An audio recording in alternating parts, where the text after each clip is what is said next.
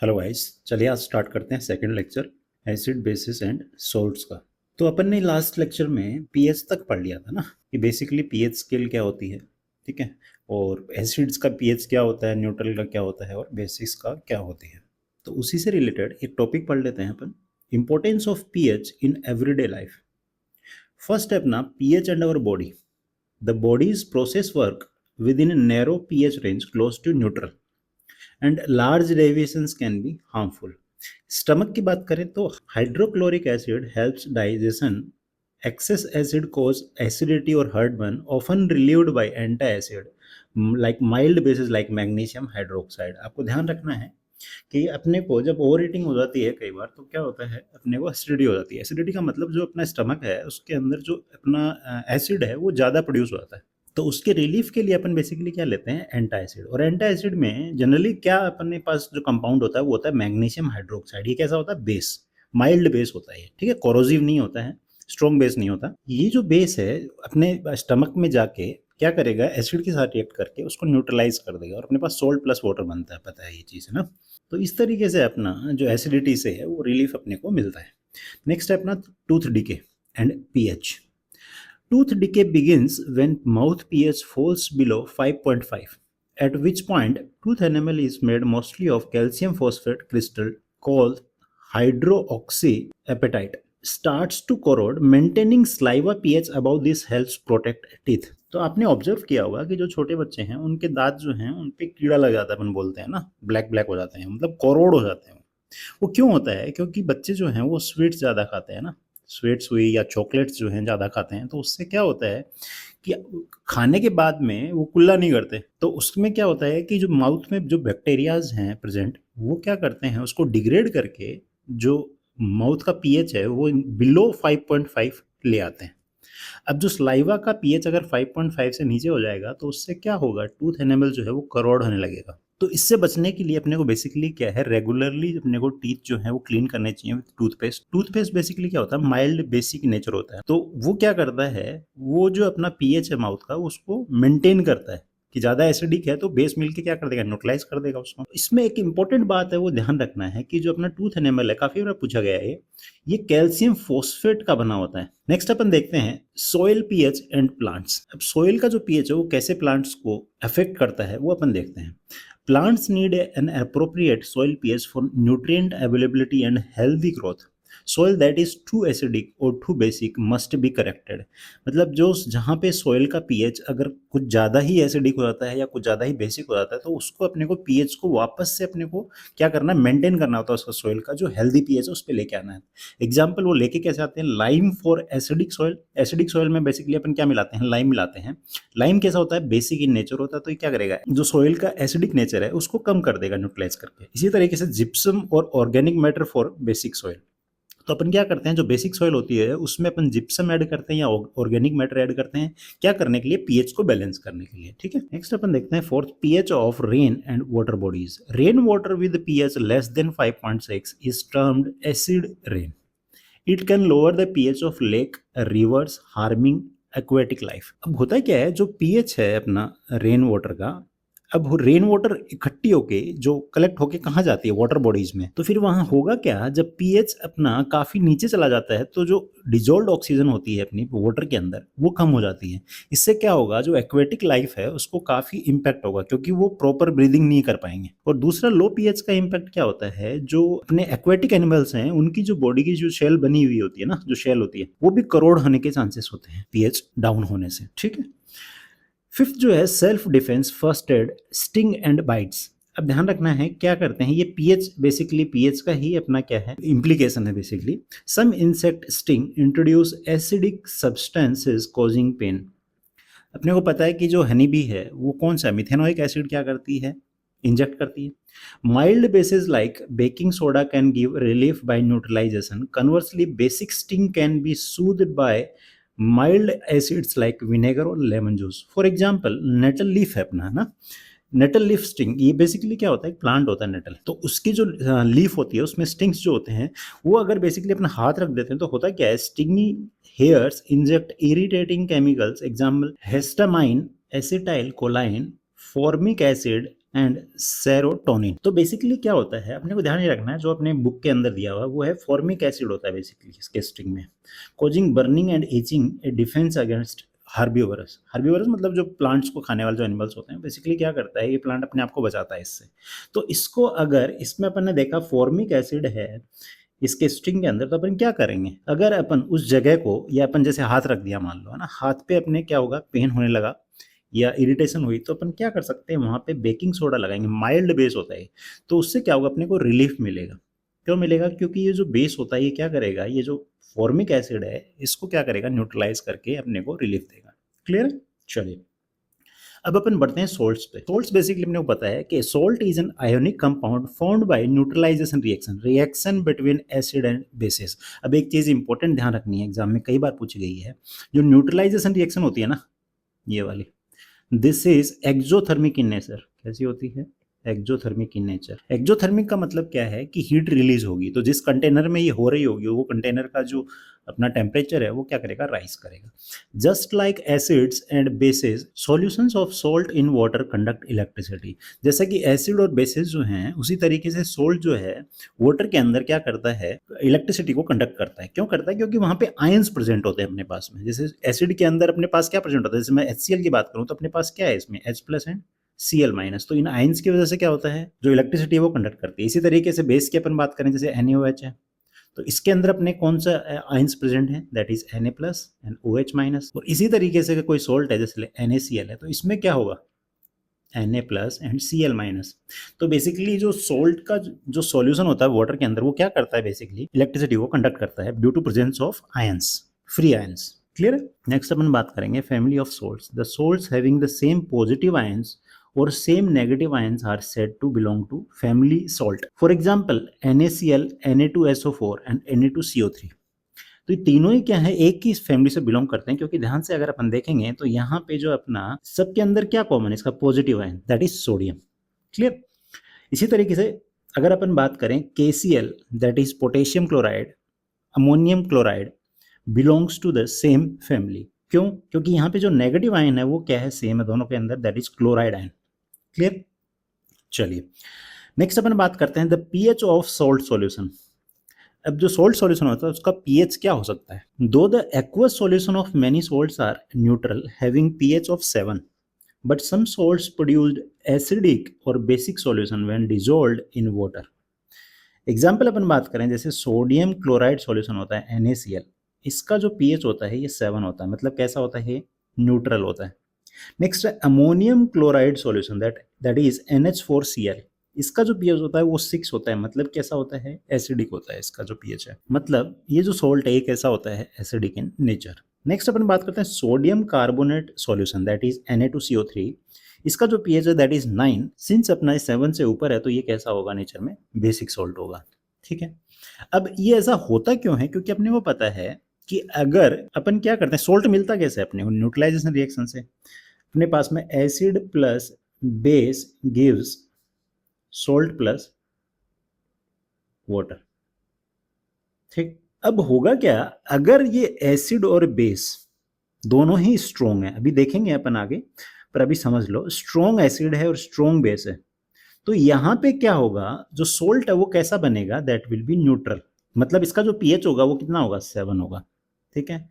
इस तरीके से अगर एसिड स्ट्रोंग है और अपना जो बेस है वो वीक है, तो जो सोल्ट बनेगा वो, जैसे अपने को पता है एसिड कैसा है, एसिड लिया अपन ने स्ट्रोंग एसिड, तो सोल्ट का जो pH होगा वो, या फिर उसका जो कैरेक्टर होगा वो क्या होगा, एसिडिक। तो यहाँ पे क्या होगा, ये बनेगा एसिडिक सोल्ट, मतलब pH जो है वो क्या होगा, लेस देन 7। क्लियर। इसी तरीके से अगर एसिड वीक है और मेरा बेस जो है वो स्ट्रोंग है, तो यहाँ पे जो pH अपना होगा सोल्ट का वो क्या होगा, ग्रेटर देन 7, मतलब ये कैसा होगा, बेसिक इन नेचर। क्लियर है ये चीज। अब अपन नोट्स को देख लेते हैं।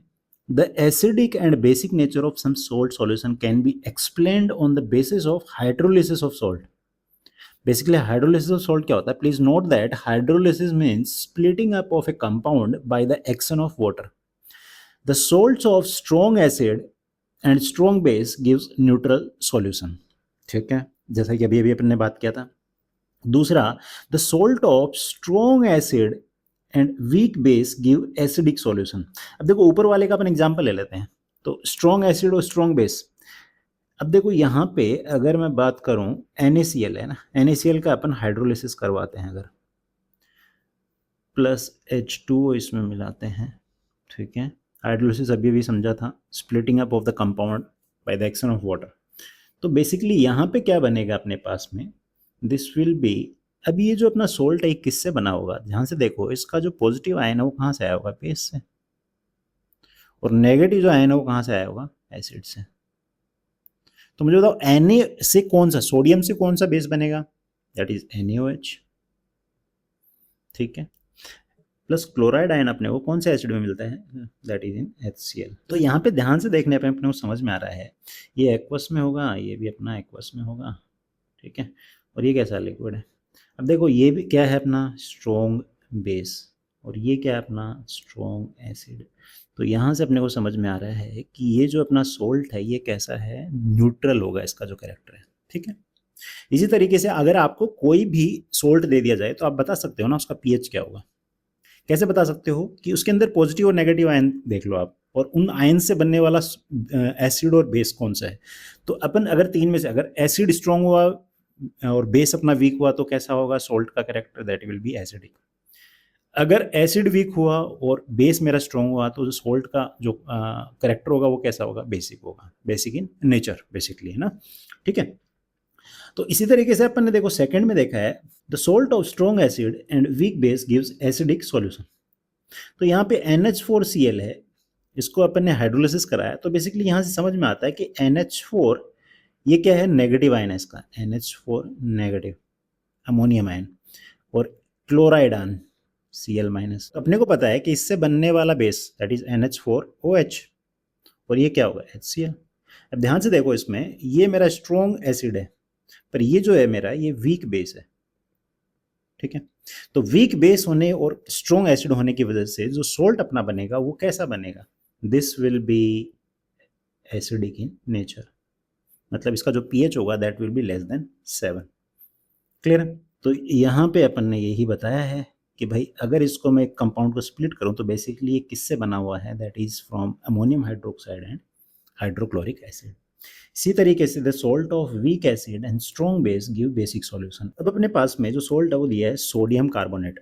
तो यहाँ पे अपन ने इसका हाइड्रोलिसिस करवाया तो अपने को इसके जो कॉन्स्टिट्यूएंट जिससे बना है ये, जिस एसिड और बेस से, वो अपने को मिल जाएगा, that is NaOH that is strong base and H2CO3 that is weak acid. कौन सा एसिड है, कार्बोनिक एसिड। अकेला एक ऐसा एसिड है, ध्यान रखना है, कार्बोनिक एसिड अकेला एक ऐसा मिनरल एसिड है जो कि क्या है, वीक है।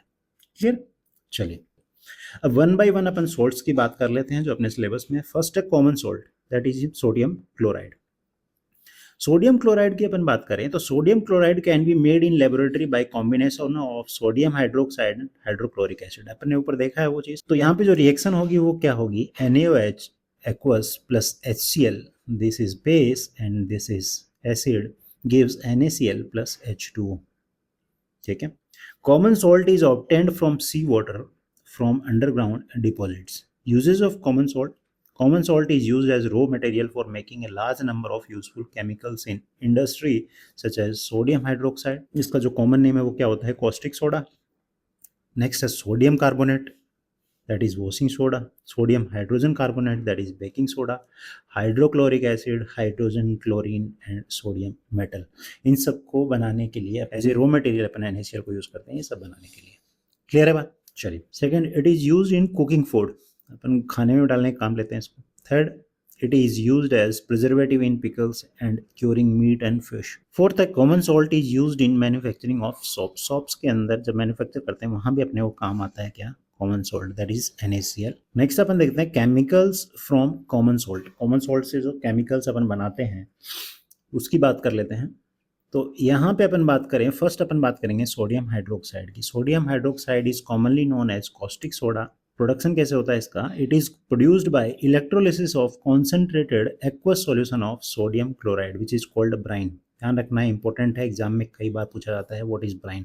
Bryan is concentrated aqueous solution of sodium chloride. NaCl को अगर अपन एक ग्लास में लें थोड़ा पानी डाला और उसमें खूब सारा सोल्ट डाल दिया और एकदम गाढ़ा अपने को क्या मिला, एक मिक्सचर मिला, तो वो बेसिकली क्या हो जाएगा, उसको अपन ब्राइन बोलते हैं। ठीक है, क्लियर है। और यहाँ पे जो अपने पास में रिएक्शन होगी वो क्या होगी, NaCl प्लस H2O, इसका अपन इलेक्ट्रोलिसिस करवाएंगे तो अपने को मिलेगा NaOH plus chlorine gas plus hydrogen gas.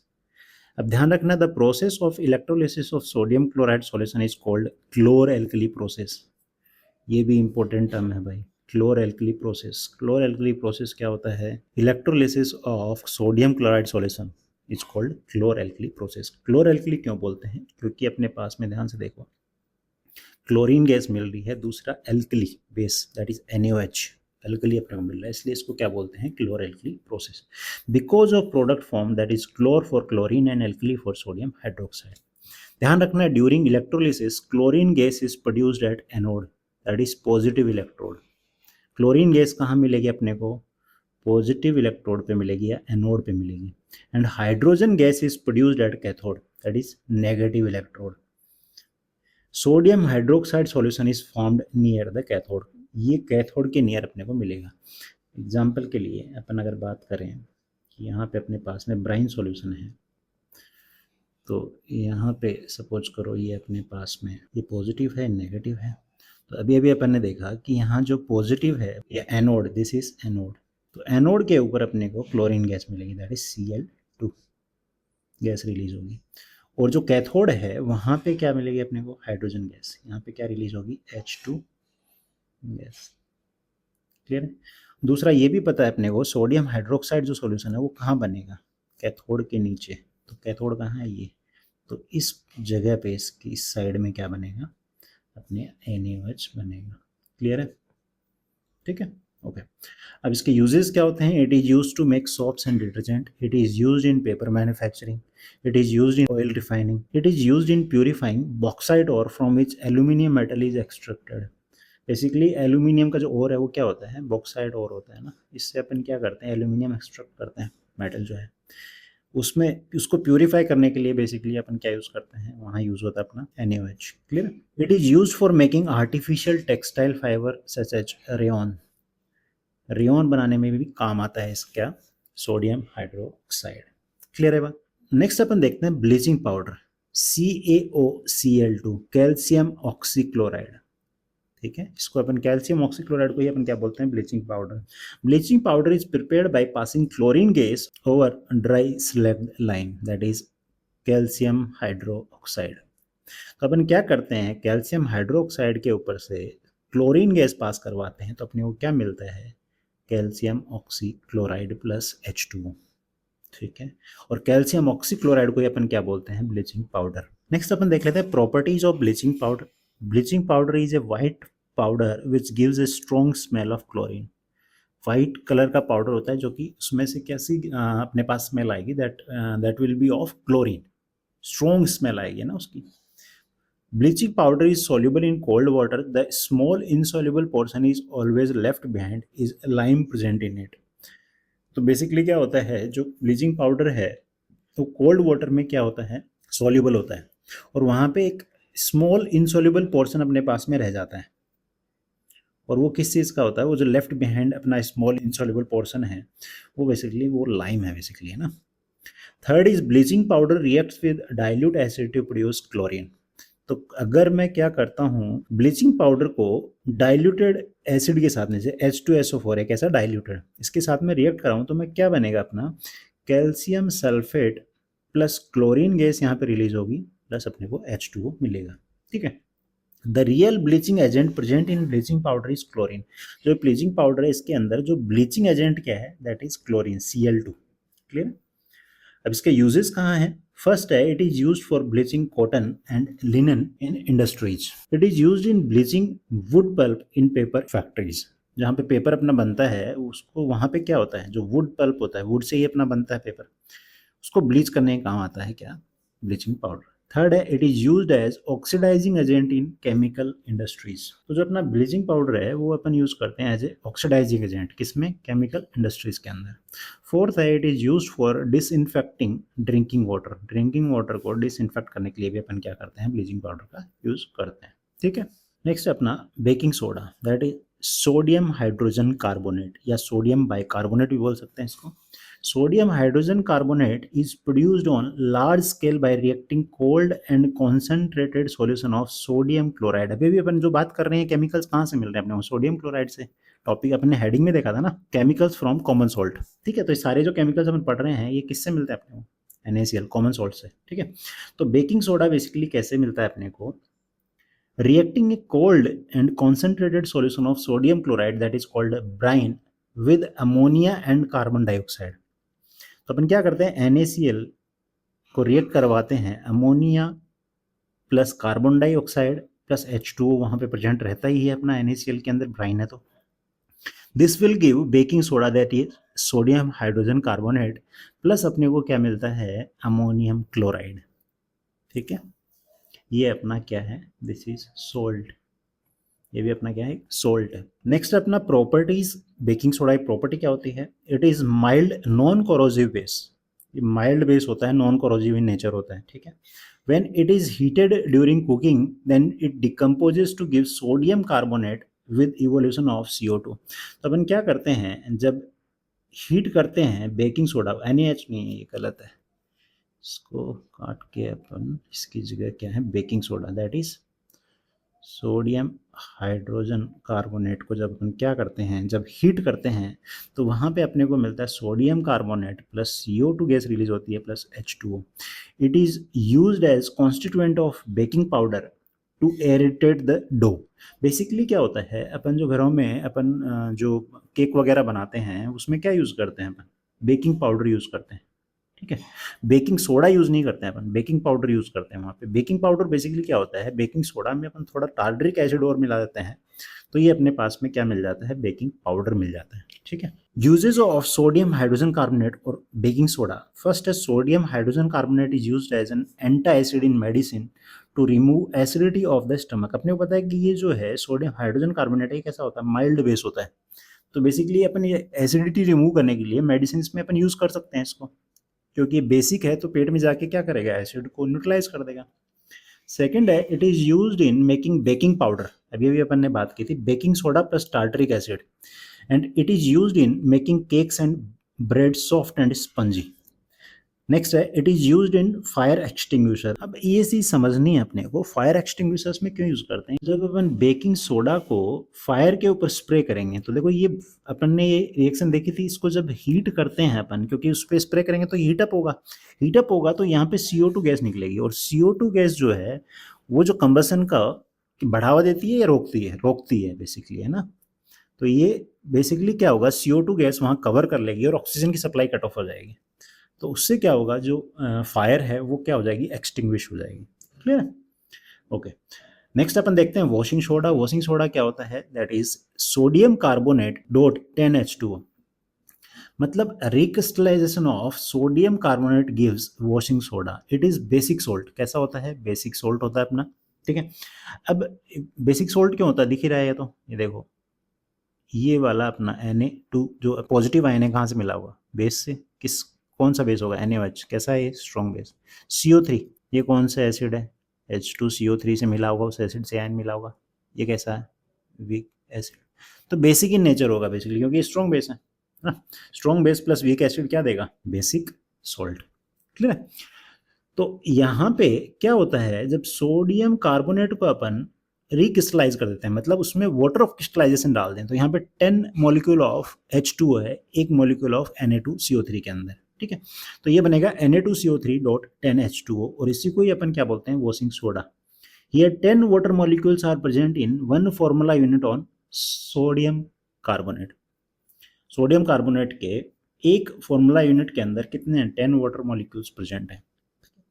इसके यूजेस क्या होंगे, it is used in glass, soap and paper industries. It is used in manufacturing of borax. Borax क्या होता है, केमिकल कंपाउंड होता है अपना, उसमें भी यूज होता है इसका।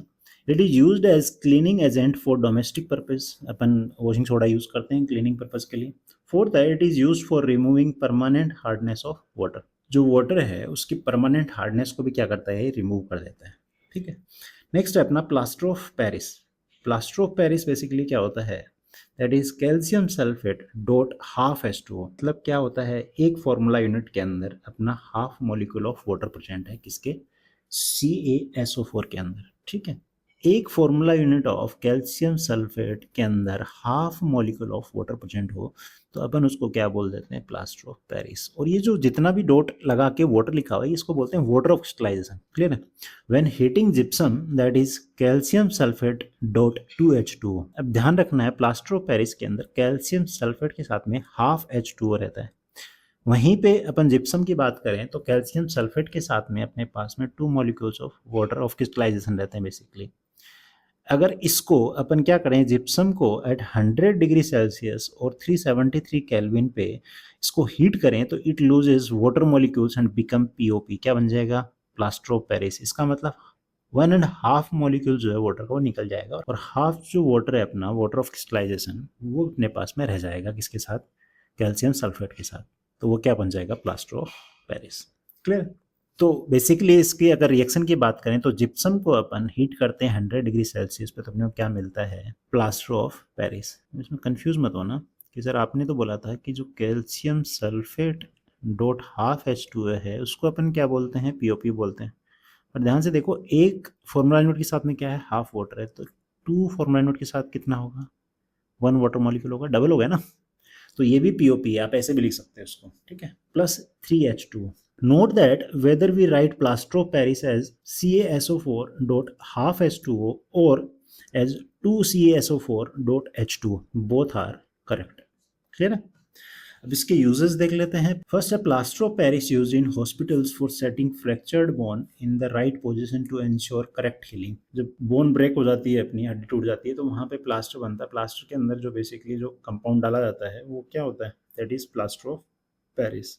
सेकेंड है it is use for making toys decorative materials. Toys और डेकोरेटिव मटेरियल्स बनाने के लिए काम आता है। थर्ड है it is used as fire proofing material. Fire proofing material के अंदर भी काम आता है। बेसिकली क्या करता है, इसमें फायर कैच नहीं करता है, ठीक है। फोर्थ है it is used in chemistry laboratories for ceiling air gaps in apparatus. Apparatus के अंदर जैसे अपने पास में कोई बीकर है और उसको अपने को यहाँ पे इसमें से पाइप जा रही है और यहाँ पे अपने को क्या करना है, उसे सील करना है इसको, तो यहाँ पे अपन क्या डाल देते हैं, प्लास्टर ऑफ पेरिस, ठीक है, ओके। नेक्स्ट अपन बात करते हैं वाटर ऑफ क्रिस्टलाइजेशन। ये सारे के सारे जो अपन ने बात की थी ये क्या थे, वाटर ऑफ क्रिस्टलाइजेशन थे। पीछे वाले जो केमिकल्स में अपन जैसे जिप्सम के अंदर ये वाला अपन बात करें यहाँ पे, तो जिप्सम के अंदर अपना 2H2O क्या था, वाटर ऑफ क्रिस्टलाइजेशन था। वहीं पे अगर अपन बात करें POP के अंदर तो ये हाफ H2O क्या था, वाटर ऑफ क्रिस्टलाइजेशन था। इसी तरीके से अगर वॉशिंग सोडा में बात करें तो 10H2O क्या था, वाटर ऑफ क्रिस्टलाइजेशन ही था, ठीक है। तो ध्यान रखना है ये कौन कौन से अपने जो कंपाउंड है उसके अंदर वाटर ऑफ क्रिस्टलाइजेशन होता है, तो वो आपको ध्यान रखना है। आपको ऑप्शन दे दिए जाएंगे 4 और पूछेगा किस में नहीं होता वाटर ऑफ क्रिस्टलाइजेशन। तो यहाँ पे अपने पास में वाटर ऑफ क्रिस्टलाइजेशन जो अपने सिलेबस में वो कौन कौन से कंपाउंड में होता है। फर्स्ट होता है POP के अंदर, दूसरा अपन जो POP किससे बनता है, जिप्सम के अंदर भी होता है, और थर्ड किस में होता है, वॉशिंग सोडा के अंदर, ठीक है। और वॉशिंग सोडा के अंदर अपने पास वाटर ऑफ क्रिस्टलाइजेशन कितना होता है, 10 होता है। एक फॉर्मूला यूनिट के साथ में कितना, 10H2 होता है, ठीक है।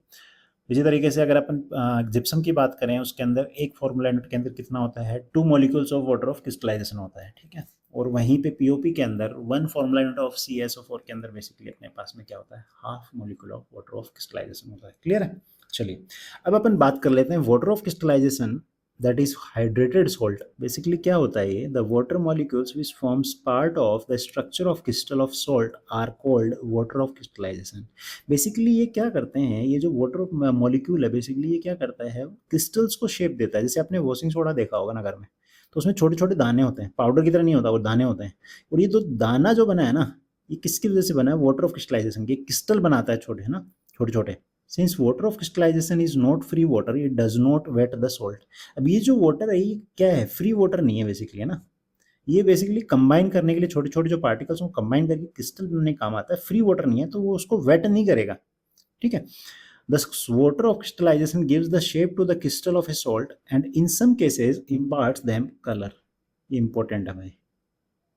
जो वाटर ऑफ क्रिस्टलाइजेशन के दो काम होते हैं, पहला तो क्या होता है, शेप देता है किसको, सोल्ट के क्रिस्टल को। दूसरा क्या करता है, in some cases imparts them colour, उनको कलर भी प्रोवाइड करता है, पे देखेंगे। For example CuSO4.5H2O is blue in color और FeSO4.7H2O is green in color. Sodium carbonate crystal that is Na2CO3.10H2O and CaSO4.2H2O are white. ये क्या है, व्हाइट कलर के होते हैं। ऊपर वाले CuSO4.5H2O इसको क्या, ये कैसा होता है, ब्लू इन कलर होता है। अब एक चीज और ध्यान रखना है आपको, जो CuSO4.5H2 है ना, इसको अपन ब्लू विट्रोल भी बोलते हैं। तो अगर एग्जाम में आपके पास में ब्लू विट्रोल बोले तो आपको समझ आना कि वो क्या है, कॉपर सल्फेट.5H2O, मतलब कॉपर सल्फेट के अंदर अपने पास में 5 molecules of water of crystallisation है। ठीक है, अब अपन ने कलर देख लिया, इसका कैसा कलर होता है, ब्लू होता है। FeSO4.7H2O कैसा होता है, ग्रीन होता है। और सोडियम कार्बोनेट जो क्रिस्टल्स होते हैं और जो कैल्शियम सल्फेट जो होते हैं, ये दोनों क्या होते हैं, व्हाइट कलर के होते हैं। ठीक है, अब action of heat on hydrated salt. अब ये जो सोल्ट्स हैं, हाइड्रेटेड सोल्ट्स हैं जो ऊपर अपन ने बात की है, इनको अगर अपन हीट कर दें तो क्या होगा, when hydrated salts are heated strongly they lose their water of crystallization. The salt which have lost their water of crystallization are called anhydrous salt. अब क्या होगा, जैसे ही अपन हीट करेंगे तो इसके अंदर जो वाटर ऑफ क्रिस्टलाइजेशन है वो निकल जाएगा, इवेपोरेट कर जाएगा। ठीक है, और जो अपने पास में बाद में जो सॉल्ट मिलता है ये क्या होता है, एनहाइड्रस सॉल्ट होता है, मतलब उसके अंदर वाटर प्रेजेंट नहीं है। अब जब अपन हीट करते हैं तो इनिशियली जो हाइड्रेटेड कॉपर सल्फेट था उसका कलर कैसा था, ब्लू। पर जैसे ही इसमें से वाटर ऑफ क्रिस्टलाइजेशन निकला तो इसका जो कलर हो जाएगा वो वाइट हो जाएगा। ठीक है, तो अपन जो बात कर रहे थे कि जो वाटर ऑफ क्रिस्टलाइजेशन है कुछ केसेस में क्या करता है, उनको कलर भी इम्पार्ट करता है, कलर भी देता है। ठीक है, +5H2। अब on strong heating blue copper sulphate crystal turns white due to loss of water of crystallisation. Basically ये पाउडर फॉर्म में आ जाएगा, क्रिस्टल भी जो है वो खत्म हो जाएगा और यहाँ पे पाउडर की फॉर्म में आ जाएगा ये। अगर वापस से अपन क्या कर देते हैं, इसको हाइड्रेट कर देते हैं, मतलब पानी डाल देते हैं, तो क्या होगा, the dehydration of copper sulphate is a reversible process, मतलब वापस से अपन इसमें वाटर ऐड कर सकते हैं। तो यहाँ पे copper sulphate +5H2 that is anhydrous copper sulphate के अंदर 5H2 डाल देंगे तो बेसिकली अपने पास बनेगा कॉपर सल्फेट.5H2, इसके अंदर वाटर ऑफ क्रिस्टलाइजेशन आ गया। तो क्या होगा, जो व्हाइट कलर था इसका एनहाइड्रस कॉपर सल्फेट का, वो क्या हो जाएगा, ब्लू कलर हो जाएगा। तो चलिए यहाँ अपना ये चैप्टर कंप्लीट होता है, मिलता है नेक्स्ट वीडियो में नए चैप्टर के साथ में। Bye bye.